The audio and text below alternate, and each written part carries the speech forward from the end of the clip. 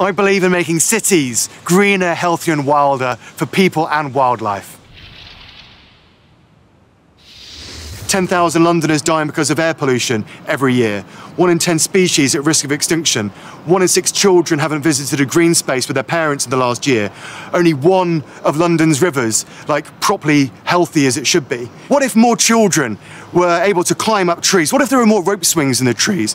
What if all schools did far more outdoor play and learning? What if all the roofs in a city were as green and lush as this one with trees coming out of it? What if the air was clean enough to breathe, right, without being afraid for that?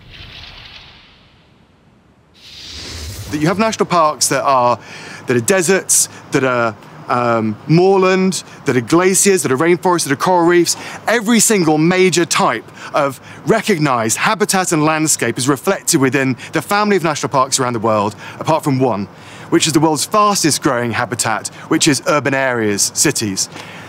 And I got thinking about that, and it kind of baffled me why it would be that we would exclude from this brilliant idea, this idea that is national parks that are all about making places better for wildlife, for people, to protect those places so that the environmental systems are there to nourish and look after us.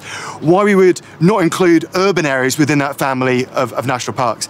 And in the case of London, that really inspired me, humans are just one of 15,000 species that live in that urban landscape, making it one of the most biologically diverse regions of the UK. So it didn't make sense to me why it would be that we would think that urban life is worth less, that people are worth less than the other life around the world. The world's population is going to double, and most of those people are going to be in cities. And people in cities have a number of types of power. So firstly, they have power literally under their feet, on their balconies, on their rooftops, in their gardens, to make those spaces greener, healthier and wilder by inviting life to flourish in those places. May it be weeds or intentional plants or growing food. We have the power in cities not just to protect life, as in hold back the destruction. We can actually, in our small ways, through our flower pots, through our gardens, create life. The Wild Cities project, where there's this really cool collaboration I did between National Geographic and Cisco, looking at how you can connect sensors and data and things and people and nature to make life better for people and wildlife in cities, and looking for insights. And to look for those insights, I did this project where I walked 1,600 kilometres across all the national parks and all the cities in the UK, so 69 cities and 15 national parks. And on my head, I'm wearing this emotive headset, which is able to infer my emotions as I go through the landscape. So it's looking out to see where the electric activity is happening in different parts of my brain. And from that, it can guess whether I'm excited, stressed, relaxed, focused, as I go through these different kinds of places. And what I did was map millions of points of data that were being collected to different types of land use, right? So industrial areas, to suburban areas, to inner city, to deciduous woodland, which is, the trees where the leaves fall off the trees, or coniferous woodland, going through these different environments. And what I found was that my brain for me, myself, was most excited and most relaxed when I was particularly in deciduous woodland, and especially, doubly so, in deciduous woodland in cities compared to the countryside. So it was a really interesting project, thinking about how sensors can be connected up to people and nature and things. And yeah, it gave me some real insights into thinking about how we can design cities better. So how does a city become a national park city? Well, the London campaign started up from a very disruptive place. I mean, essentially, we were told that London couldn't become a national park city, and that then actually spurred on this grassroots campaign that built up the support of the majority of London's local politicians, over 1,000 local politicians, the Mayor of London, over 250 organisations, and we managed to build momentum to the point where a couple of weeks ago we were able to announce and declare London as the first national park city. And not only did we have local politicians and the Mayor signing the London National Park City Charter, the document that brings it all together, but we also had people coming from the International Union for Conservation for Nature, from Natural England, which is the organisation that designates national parks in the UK.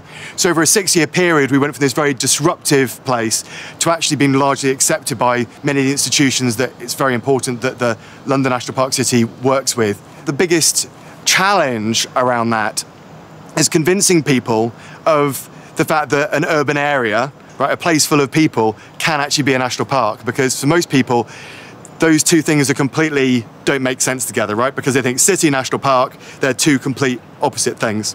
But the way that I see a national park is a landscape where people come together to make life better in that place through conservation, through education, through tourism, through leisure, through a number of things. And when you look at the national parks around the world, fundamentally, I think what they are is they are a place that you can explore and that you can improve. They're a vision that you can share, and they're a community of people who come together to bring that vision to life. So some people, especially in the European context, may think that the idea of a national park city is just an award or a celebration.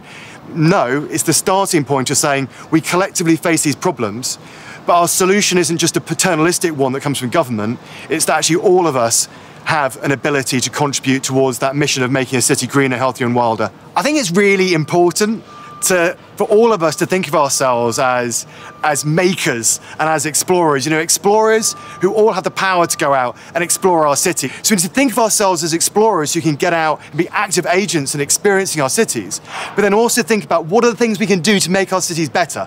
So using and thinking about how the way we think about places can disrupt our thinking so we have new ideas so we can make life better for people and wildlife.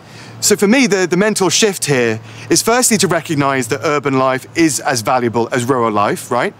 And then secondly, that it's people in cities have extraordinary power to do things in cities to make the city greener, healthier and wilder by combining all three of those approaches of a national park.